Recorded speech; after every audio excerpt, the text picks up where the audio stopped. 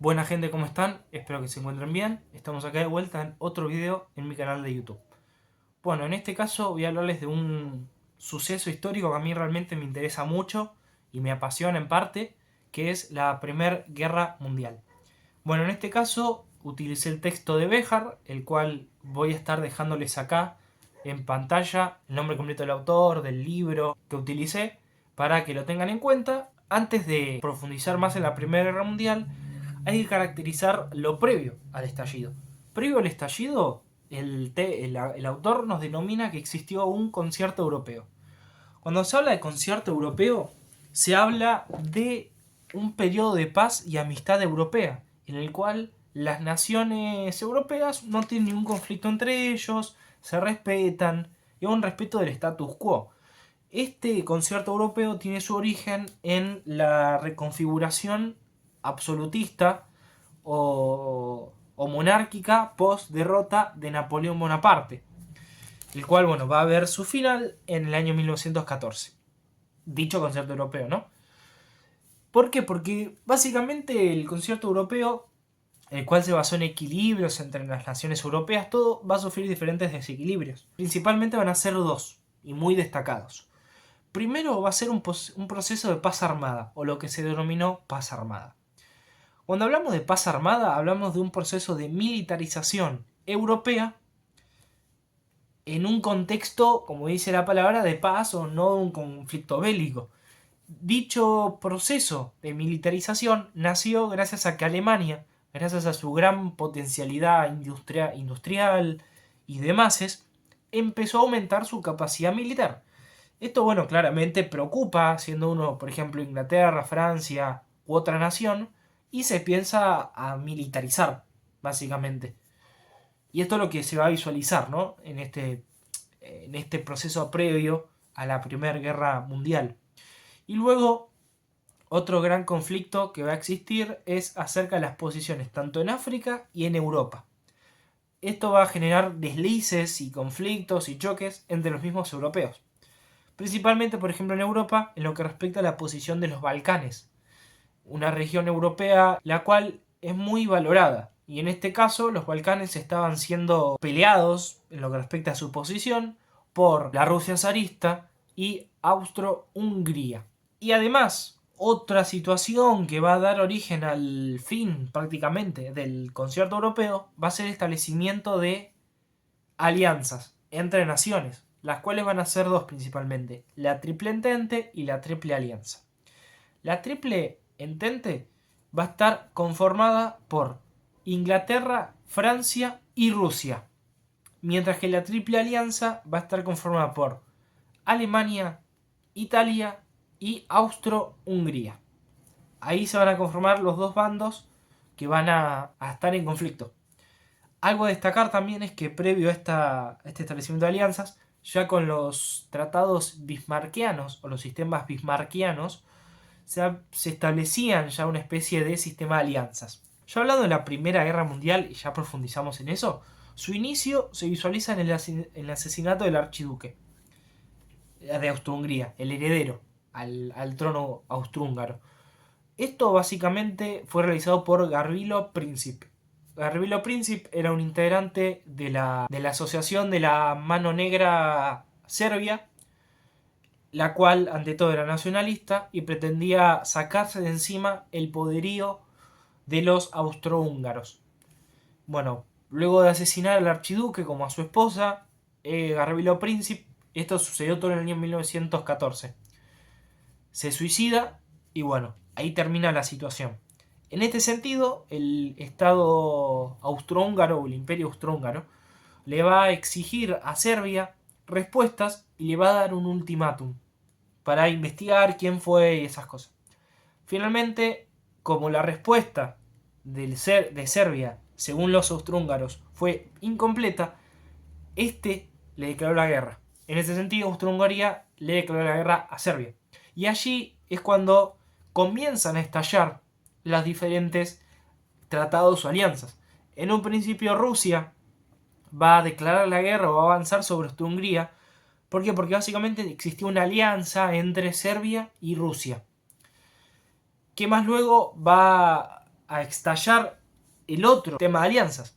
Austria-Hungría le va a declarar la guerra a Rusia, por decir una guerra Francia, Austria-Hungría, y así se van a cruzar los sistemas de alianzas. En este sentido, previo al estallido en sí de la guerra, va a existir un masivo apoyo popular a la guerra, hasta mismo de los socialistas, los socialistas revolucionarios en especial, los cuales estaban en contra de la guerra.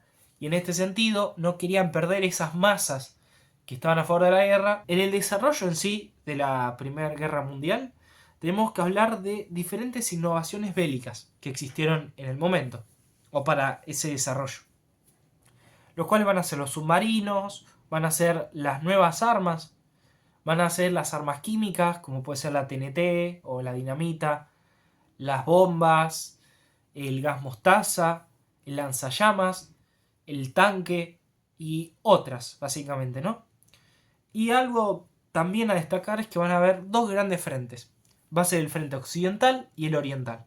El frente occidental va a estar conformado en un principio por una guerra de movimientos, tal como se venía haciendo previo a la Primera Guerra Mundial, la cual dio origen a un empate hegemónico. Esto significa que ninguno de los dos ganaba.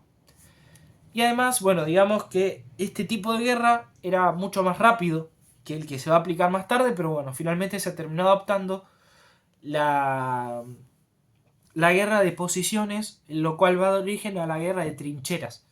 Con la guerra de trincheras, lo que significaba era un avance mucho más lento, pero una situación más defensiva. ¿Por qué? Porque un estado defendía a capa y espada un territorio determinado y evitaba que un estado o un enemigo avance más de esa línea.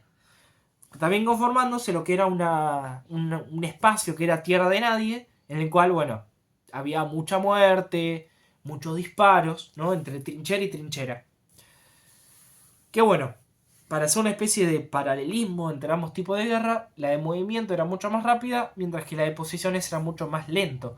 Como además, más costoso, tanto a nivel material como a nivel energía humana, ya que se tenían que quedar ahí meses o capaz años en esas trincheras sin moverse y sin tener ningún tipo de avance significativo, básicamente.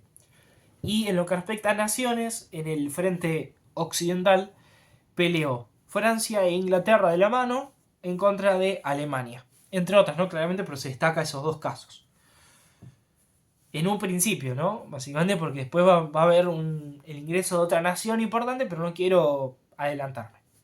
Y luego va a estar el caso del frente oriental. El frente oriental va a enfrentar principalmente, en un principio, a Rusia y a Austria-Hungría, la cual, esta última, va a ser derrotada y va a estar en hegemonía Rusia, hasta que ingresa Alemania. Y en este sentido, Alemania básicamente le va a pegar un paseo a la Rusia zarista y va a provocar, entre otras cosas, por ejemplo, que Rusia tenga que retirarse de la guerra.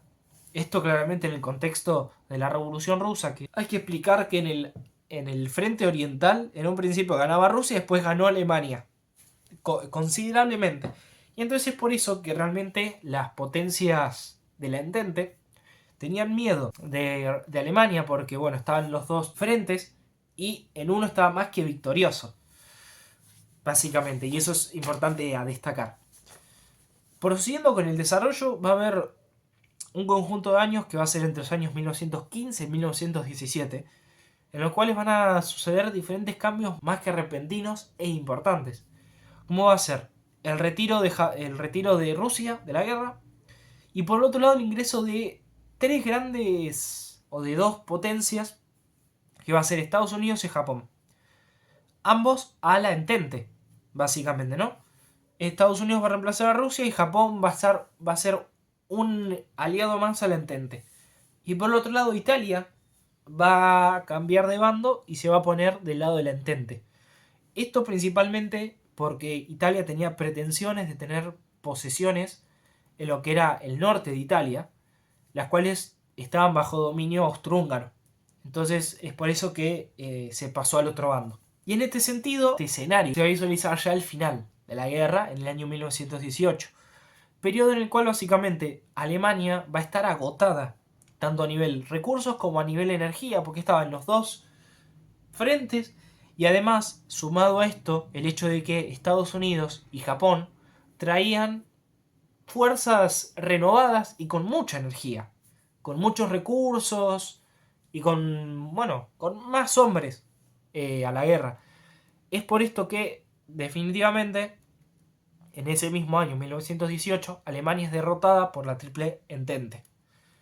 Y de esta manera, y en el final de que desaparece el Imperio Ruso, el Imperio Alemán y el Imperio Turco Otomano. Pero bueno, esto se va a visualizar más tarde. Ya avanzando a lo que sería el periodo de paz, ya en el año 1919, en el Tratado de Versalles. Este buscaba ante todo castigar a los vencidos, en pocas palabras, y tenía tres grandes exponentes de tres grandes naciones diferentes. Por un lado estaba Wilson no recuerdo el apellido, pero básicamente era el presidente de Estados Unidos en aquel momento, el cual tenía una posición de restauración del orden económico liberal en Europa. Y buscaba que el trazado europeo, a nivel mapa, tenga en consideración la autodeterminación de los pueblos. Luego estaba el representante francés, el presidente, o no sé bien qué puesto tenía, pero era el representante de Francia. Clemenceau se llamaba, se apellidaba, el cual pretendía que Alemania pagara a Francia por lo sucedido, ya que Francia principalmente fue uno de los más afectados por la guerra a nivel demográfico, ya que perdió mucha masa joven, y además la gran mayoría de la guerra, en este caso el frente occidental, fue en sus tierras. Pérdida de productos, cuestiones industriales, etc. Como también el control de la frontera entre Alemania y Francia, teniendo una posición mucho más radical en lo que respecta a la posición con Alemania, con el fin de castigarla, básicamente. Luego está el caso de, me equivoqué, no eran tres, eran cuatro.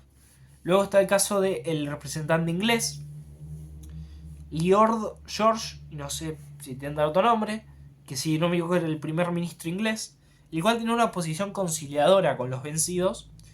Y luego por último estaba Vittorio Orlando, que era el representante italiano, el cual pretendía o estaba preocupado por que Italia tenga los territorios al norte de su territorio, que estaban en aquel momento bajo la denominación o la nomenclatura del Imperio Austrohúngaro. Y bueno, básicamente las resoluciones que van a traer, muy resumidamente, y después lo voy a profundizar más, va a ser que ante todo va a triunfar la posición francesa, ya que básicamente se va a castigar a Alemania de todos los males, y se le va a castigar con restricciones militares, pago de indemnizaciones y pérdidas territoriales y coloniales.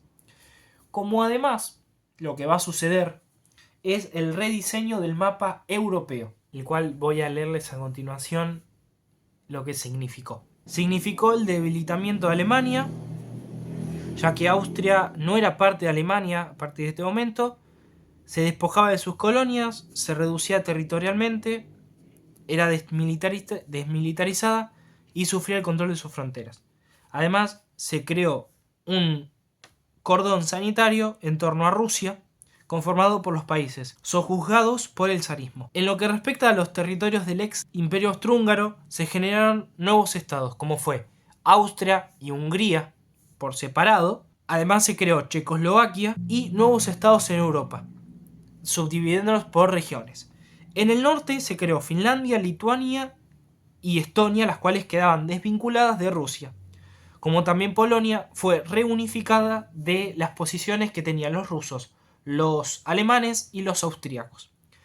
En el sur se creó el Estado rumano, el de Albania, Bulgaria y Grecia, los cuales sufrieron desajustes territoriales y se fundaron los reinos de los serbios, los croatas y eslovenos. Más luego también Yugoslavia recibió territorios de Serbia, Montenegro y Macedonia, los cuales previamente estaban en dominio otomano, como también parte de Dalmacia y de Bosnia-Herzegovina. Por fuera de Europa, Japón logró el reconocimiento de sus posesiones chinas y en lo que respecta en los tratados de Versalles no se hizo caso a los intentos independentistas de algunas naciones, como lo fue el caso de Medio Oriente con Egipto y los árabes de Siria.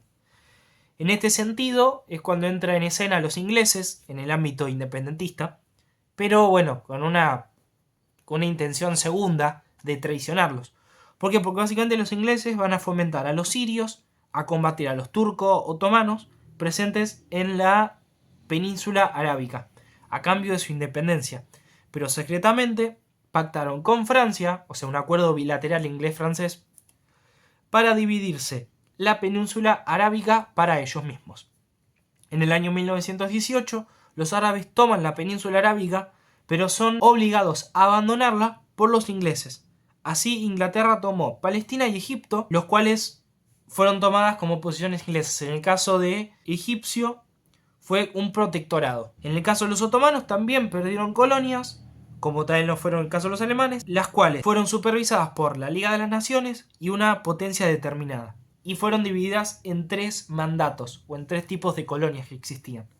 El tipo A, que eran las colonias del Imperio Otomano, las cuales estaban conformadas por lo que es el territorio de Mesopotamia, Palestina, el Líbano y Siria, en las cuales se crearon los reinos de Irak, el Emirato de Transjordania, que era parte de Palestina, la otra Palestina, la cual quedaba en manos inglesas, Siria y el Líbano quedaban para Francia. Luego está el tipo B de colonias, que eran las colonias alemanas africanas, las cuales fueron distribuidas a Gran Bretaña, Francia y Bélgica. En este sentido, los ingleses recibieron África Oriental alemana, la cual se convirtió en Tanganica, que era parte de Togo y Camerún, y Francia recibió parte de Togo y Camerún. Y además Bélgica en este sentido va a recibir Ruanda y Burundi como naciones o como territorios africanos. Y luego están las de tipo C. Las de tipo C eran colonias alemanas africanas y del Pacífico, las cuales fueron distribuidas a Japón, a la Unión Sudafricana, que era básicamente Inglaterra en África, y Australia y Nueva Zelanda. En este caso, Japón recibió los archipiélagos del norte del Ecuador, Sudáfrica recibió a África Sudoccidental, o sea, Namibia, Australia y Nueva Zelanda recibió Nueva Guinea y algunas otras islas y Samoa Occidental. Así que eso fue el post del Tratado de Versalles de la distribución del mapa europeo. Espero que haya servido, que se haya entendido esta última parte, que es un poco un problema porque son muchos territorios que se dividen, territorios que se crean, otros que no. Y quizás para dar una especie de cierre a esta situación que estuve analizando por país, es básicamente que la situación que sucedió es que se crearon nuevas naciones autónomas, como fue el caso de la República de Weimar, Austria, en lo que respecta a la disolución de estados, como también dentro de grandes imperios se conformaron nuevas naciones, como las que mencioné ahí, creo que estaba Serbia, otros reinos en Europa, y después la adquisición territoriales por fuera de Europa, o sea en África o en Asia. Así que nada, espero que se haya entendido el video y nada, espero que les haya gustado, porque a mí me gustó hacer este video. Así que nada, nos vemos en próximos videos. Hasta luego.